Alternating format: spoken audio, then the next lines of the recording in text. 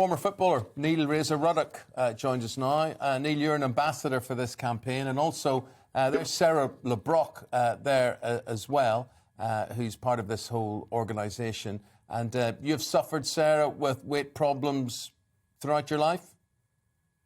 Yeah, I've been a typical person that's lost weight and put it back on again, time and time again, throughout my lifetime, really.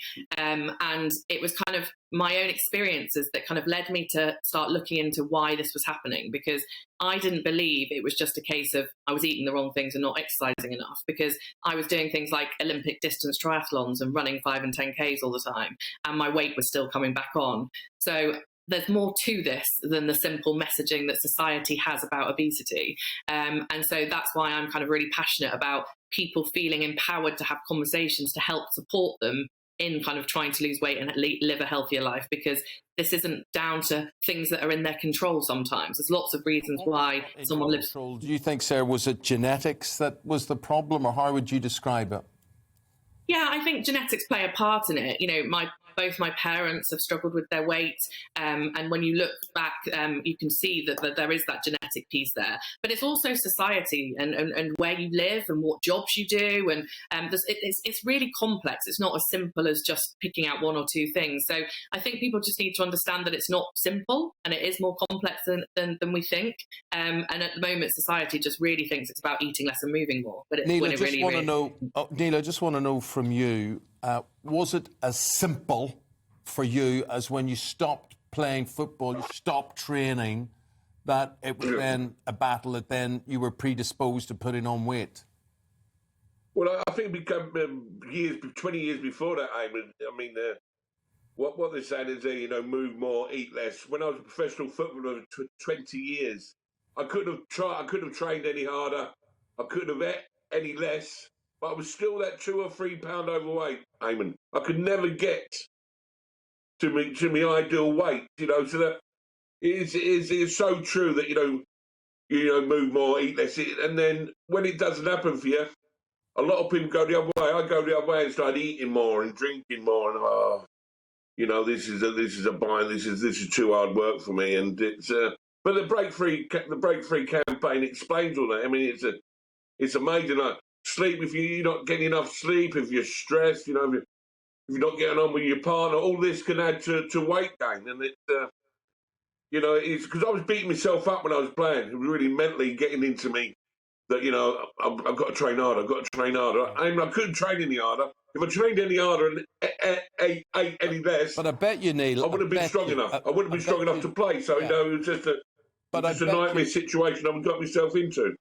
Neil, I bet you, though, it was all treated as a bit of a joke. People patting your tummy and things, and people saying, you have your burgers, you do, and whatever. And the idea being you were weak, you were deliberately putting this weight on, you weren't disciplined enough, and you were thinking you're as disciplined and committed as the next guy. Yeah, I used to get all the football clubs I went to, especially from fans. But I used to have to do double sessions. Me and Johnny Artson, I'm sure Big John won't get the other one, me telling you. Johnny Barnes, we used to do, Johnny Barnes had a bad injury on his Achilles when I was at Liverpool, and after he come back, after 6 months, Johnny struggled with his weight. So we used to do double sessions, but because we couldn't get to the ideal weight for some reason that I didn't know, I thought I wasn't training hard enough. We were, and it's breakthrough campaign. It's, they've got doctors, professors, and people just go onto the website, breakthroughcampaign.com, and read through it, and you won't beat yourself up so much. You'll understand it more. A lot of people, when you get too big, a lot of people don't want to go to the gym because they're embarrassed at the size of them. They won't know what to wear to the gym. So it's all the help there. Yeah, but look, this element of shame that you talk about, Neil, I want to ask you about that, Sarah. Does that come from within, or is that from a society, as we're talking about, everybody oversimplifies this? If you just ate less and moved more, no, it's not that simple. Have you experienced fat shaming, and how has it made you feel? Yeah, I think it's an interesting one. I think I don't like myself. I don't like the way that I look. And I think that a lot of that's come from the societal pressures of like Instagram now. And, if you don't look a certain way, then you're, not right, and you need to strive to look like that. And I think that pressure like from an internal perspective, you kind of are constantly trying to do that, but also from a societal, people kind of casting judgment and things like that. So, I very much speak out about obesity quite a lot now, and I get a lot of negative comments about, you're just coming up with excuses, like, can't you just accept that you just need to eat less and move more? You're just talking rubbish. And I get bombarded with this a lot, and it's just frustrating, because you're just like, please just understand it's not that simple. Yeah, but Neil, again, I think this is different for men than women. I think it would be harder to criticise or joke to Sarah about where she thinks she's carrying extra weight than it is with a man, because it's like nothing's off limits with men, and it's the idea you can't say this about a person, you can't say that about a person. But the one thing any of them can do, all the newspapers, I speak from experience here, there is no shame in criticising a man about his weight. Yeah, no, I get it. I get fat boy, I don't mind it from the lads I've grown up with, and because they're all piling on the pounds. A lot of my mates are catching me up, Eamon. It won't be long until they're my size, so I'll be able to get my own back. Yeah, I mean, but it does hurt me. It does drive you mad, and it sometimes, and also people try to give me advice about my weight. I take it as criticism. I take it the wrong way, and I think, well, I'll show you. Then I will collapse and eat more and more and more. So it's been an ongoing thing all my life. I've been on a diet for all my life, and it does get you down. Mentally, it's tiring, So it is tough, but you got to battle on. Do you know, listening to this interview and having this conversation, I feel myself getting angry, and I get so frustrated to hear you, Sarah, saying that you don't like yourself. I'm looking at a beautiful woman, incredibly articulate, being very confident on a national broadcaster. You, Neil, having been a professional footballer, there's so much more to you than your weight. None of us should be defined by our weight. Why are we so obsessed with the way everybody looks? That's the number one thing I always get if I'm in the papers, or, the overweight Razor Ruddock, or if I'm doing anything, if I'm doing a stage, if I walk on stage and doing a speech, here he is, fat boy. People think it's a laugh. It's not a laugh. Funny. If you're a fat lad or you're ginger, you get stick.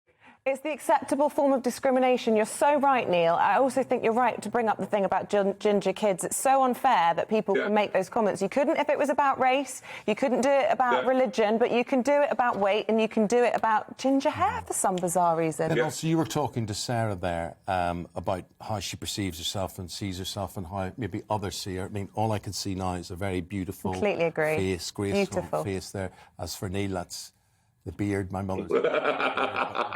That's it.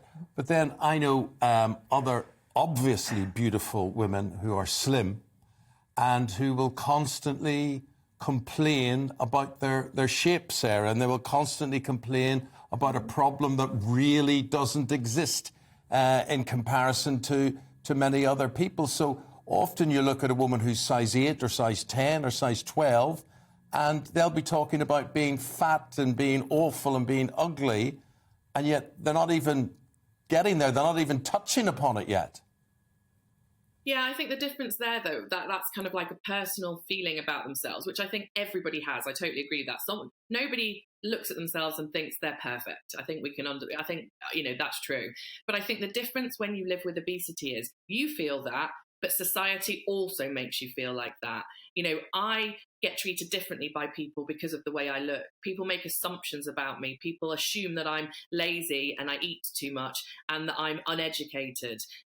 People, it's the judgments that are put on you as well. So although you feel a certain way, you're then made to feel even worse because the society thinks about you as well. And I think that's where it's kind of much harder for someone living with obesity, because you've got to kind of overcome that initial judgment the minute someone meets you, before they can then see you as a person. And that's what I find difficult, especially kind of being out there in the kind of not like on TV or doing any sort of public speaking or something. But look, just the minute they see it. Finally, just to finish, Neil, I mean, you talk about break free. If people Google break free, 2 words, what will they get? What is it introducing them to? Where do they begin with break free? First thing that springs into my name is education. We've got a podcast as well called Break Free FM. I mean, if you look at that, it's just being educated. When I played football, there was no education. If I was overweight, I try and move more, eat less. I'd wear a black sack under my training kit to train. I'd lose 4 pounds, get on the scales, feel brilliant. An hour later, I'll be 5 pounds heavier because I'm just putting fluids back in. Yeah. That was the education we had at one of the greatest football clubs in the world. Mm-hmm. You know, so it's just about education and moving on. And not, you know, it's a help to me, make me feel better. I don't beat myself up so much when I'm fine. I'm still learning, Amy. So, you know, I'm still going through it. I'm still learning. There's a lot there to take in. But it's making me feel better. And if it makes me feel better, it'll help everyone else. Yeah, I hope you make people feel better. And thanks for talking about it. You made me smile when you were talking about Liverpool and one of the greatest football clubs in the world. I was working, no, it's not that bad. I worked for 3 weeks. You made me laugh talking about avocados. What is the point, Neil? What is the point? Avocados, what is the point? So but listen, yummy. I want to tell you a quick story about one of the greatest Liverpool captains ever, of course, Emlyn Hughes. And I worked with him for 3 weeks and we were staying in a hotel. And every day he would get up and he got me into this habit. Me and him would go jogging, would go running with the black bin liner. And I thought, well, if Emlyn Hughes uses this must be the greatest invention. So you'd put the black bin liner on your kit over the top of it. And for 3 weeks, that was me sweating buckets. Learnt by your football club and Emlyn Hughes.